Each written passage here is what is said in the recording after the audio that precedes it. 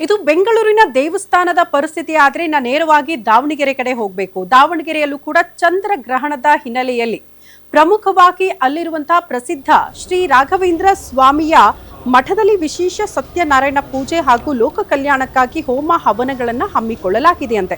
ಅದರಂತೆ ಇವತ್ತು ಚಂದ್ರಗ್ರಹಣದ ಸಂದರ್ಭದಲ್ಲಿ ಯಾರಿಗೆಲ್ಲ ಅನುಕೂಲ ಅನಾನುಕೂಲ ಏನೆಲ್ಲ ವಿಶೇಷ ಪೂಜೆಗಳನ್ನು ಮಾಡಬೇಕು ಇದೆಲ್ಲದರ ಕುರಿತು ಕೂಡ ನಮ್ಮ ದಾವಣಗೆರೆ ಪ್ರತಿನಿಧಿ ಮಲ್ಲಿಕಾರ್ಜುನ ಕೈದಾಳೆ ರಾಘವೇಂದ್ರ ಸ್ವಾಮಿ ದೇವಸ್ಥಾನದಿಂದ ಅರ್ಚಕರ ಜೊತೆಗೆ ಮಾತನಾಡಿಸಿದ್ದಾರೆ. ಏನು ಹೇಳಿದ್ದಾರೆ ಬನ್ನಿ ನೋಡ್ಕೊಂಡು ಬರೋಣ.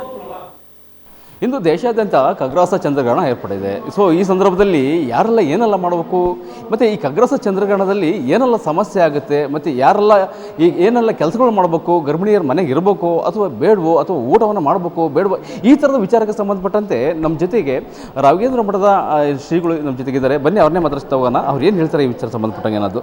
ಸ್ವಾಮೀಜಿ, ಈಗ ಈ ಖಗ್ರಾಸ ಚಂದ್ರಗ್ರಹಣ ಇಂದು ಏನು ಏರ್ಪಟ್ಟಿದೆ, ಸೊ ಯಾರೆಲ್ಲ ಏನೆಲ್ಲ ಮಾಡಬೇಕು, ಇದು ಬಂದ್ರಿ ಏನು ಅರ್ಥ ಅಂತ? ಇದು ಸೂರ್ಯಗ್ರಹಣ ಅಥವಾ ಚಂದ್ರಗ್ರಹಣ ಅನ್ನತಕ್ಕಂಥದ್ದು ಸಾಮಾನ್ಯವಾಗಿ ಪ್ರಕೃತಿಯಿಂದ ನಡೆಯತಕ್ಕಂಥದ್ದಾಗಿದೆ.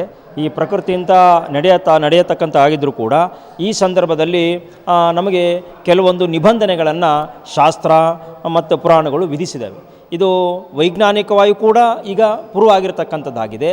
ಅದನ್ನು ಮೊದಲೇ ಈಗ ವೈಜ್ಞಾನಿಕವಾಗಿ ಏನು ಹೇಳ್ತಿದ್ದಾರೋ ಅದನ್ನು ಹಿಂದೆ ಪುರಾಣಗಳಲ್ಲಿ ಶಾಸ್ತ್ರಗಳಲ್ಲಿ ಅದನ್ನು ಹೇಳ್ಪಟ್ಟಿದ್ದಾರೆ.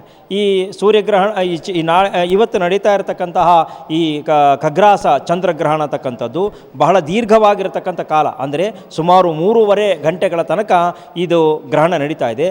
ಈ ಗ್ರಹಣ ನಡೆಯತಕ್ಕಂತಹ ಮೊದಲನೇ ವಿಷಯ ಏನು ಅಂತ ಮೊದಲನೇದಾಗಿ ಮನುಷ್ಯ ಆ ಸಂದರ್ಭದಲ್ಲಿ ತಿನ್ನಬೇಕಾ ಬೇಡ, ಊಟ ಮಾಡಬೇಕಾ ಬೇಡ ಅಂತಕ್ಕಂಥದ್ದು ಅನೇಕ ಸಮಸ್ಯೆಗಳಿರ್ತದೆ.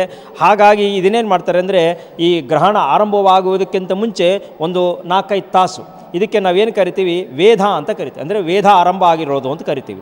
ವೇದ ಅಂತಂದರೆ ಏನು ಅಂದರೆ ದೋಷಯುಕ್ತವಾಗಿರತಕ್ಕಂಥ ಸಮಯ ಕಾಲ ಅಂತ ಅರ್ಥ. ಆ ಸಂದರ್ಭದಲ್ಲಿ ತಿನ್ನುವುದಾಯಿತು, ಕುಡುವುದಾಯಿತು, ಅಥವಾ ವಿಶೇಷವಾಗಿ ಸಮಯ ಸಿಕ್ಕಿದೆ ಮಲ್ಕೊಳ್ಬೇಕು ಅನ್ನತಕ್ಕಂಥದ್ದು ಕೆಲವರು ಇರ್ತದೆ. ಆ ಎಲ್ಲ ಕಾರ್ಯಕ್ರಮಗಳನ್ನು ಮಾಡಬಾರ್ದು ಅಂತ ಹೇಳ್ತಾರೆ. ಇನ್ನು ಗರ್ಭಿಣಿಯರು ಮನೆಯಿಂದ ಹೊರಗೆ ಬರಬೇಕಾ ಬೇಡ ಅನ್ನತಕ್ಕಂಥ ಒಂದು ವಿಷಯ ಇದೆ. ಈ ವಿಷಯ ಏನು ಅಂತಂದರೆ ಆ ಗರ್ಭಿಣಿಯರು ಆ ಸಂದರ್ಭದಲ್ಲಿ ಹೊರಗೆ ಬರಬಾರ್ದು. ಯಾಕೆ ಅಂತಂದರೆ ಆ ಗ್ರಹಣದಲ್ಲಿ ಏನು ಒಂದು ಸೂರ್ಯನ ಕಿರಣ ಆಗಿರ್ಬೋದು, ಸೂರ್ಯನ ಗ್ರಹಣದಲ್ಲಿ ಚಂದ್ರನ ಗ್ರಹಣ ಆಗದ ಕಾರಣ ಚಂದ್ರನ ಕಿರಣ ಆಗಿರ್ಬೋದು, ಇದೇನಾಗುತ್ತೆ ಅಂದರೆ ವಿಷಯುಕ್ತವಾಗಿ ಅದು ಇರ್ತದೆ. ಆ ವಿಷಯುಕ್ತವಾಗಿರೋದ್ರಿಂದ ಆ ಬಿದ್ದಿರತಕ್ಕಂತಹ ಕಿರಣ ತಾಯಿಯ ಮೂಲಕವಾಗಿ ಗರ್ಭವನ್ನು ತಲುಪಿ ಆ ಗರ್ಭದಲ್ಲಿ ಇರತಕ್ಕಂಥ ಮಗುವಿಗೆ ಯಾವುದೇ ವಿಧವಾಗಿರತಕ್ಕಂತಹ ತೊಂದರೆ ಆಗಬಾರ್ದು ಅನ್ನತಕ್ಕಂಥ ದೃಷ್ಟಿಯಿಂದ ಗರ್ಭಿಣಿಯರು ಆ ಸಂದರ್ಭದಲ್ಲಿ ಹೊರಗೆ ಬರಬಾರ್ದು ಅಂತಕ್ಕಂಥ ನಿಯಮವನ್ನು ಅಲ್ಲಿ ಶಾಸ್ತ್ರಗಳಲ್ಲಿ ಪುರಾಣಗಳಲ್ಲಿ ವಿಧಿಸಿದ್ದಾರೆ. ಏನೂ ಆಗಲ್ಲ ಅಂತ ಏನೂ ಇಲ್ಲ, ನಾವು ಚಾನ್ಸ್ ತಗೊಳ್ಬಾರ್ದು. ಆಗತ್ತೇ ಬಿಡತ್ತೆ, ಅದು ಆಗತ್ತೆ ಅನ್ನತಕ್ಕಂಥ ವಿಷಯ ಇರೋದ್ರಿಂದಲೇ ಅದನ್ನು ಶಾಸ್ತ್ರದಲ್ಲಿ ಬರಬಾರ್ದು ಅಂತ ಹೇಳಿದ್ದಾರೆ. ಆ ಕಾರಣದಿಂದ ಯಾರು ಗರ್ಭಿಣಿಯರಿದ್ದೀರಿ 1.5-2 ತಾಸು ತನಕ ಆರಾಮಾಗಿ ಮನೆಯಲ್ಲಿದ್ದು ಏನಾಗುತ್ತೆ ನಾವು ಪ್ರಯತ್ನ ಮಾಡ್ತೀವಿ ಅಂತ ಪ್ರಯತ್ನ ಮಾಡಲಾರದೆ ಮನೆಯಲ್ಲಿದ್ದು ತಮ್ಮ ಗರ್ಭವನ್ನು ರಕ್ಷಣೆ ಮಾಡಿ ಮುಂದೆ ಮಗುವಿಗೆ ಏನೂ ತೊಂದರೆ ಆಗಬಾರ್ದು. ಆ ಕಾರಣದಿಂದ ಇದರಲ್ಲಿ ಹೇಳಿರ್ತಾರೆ.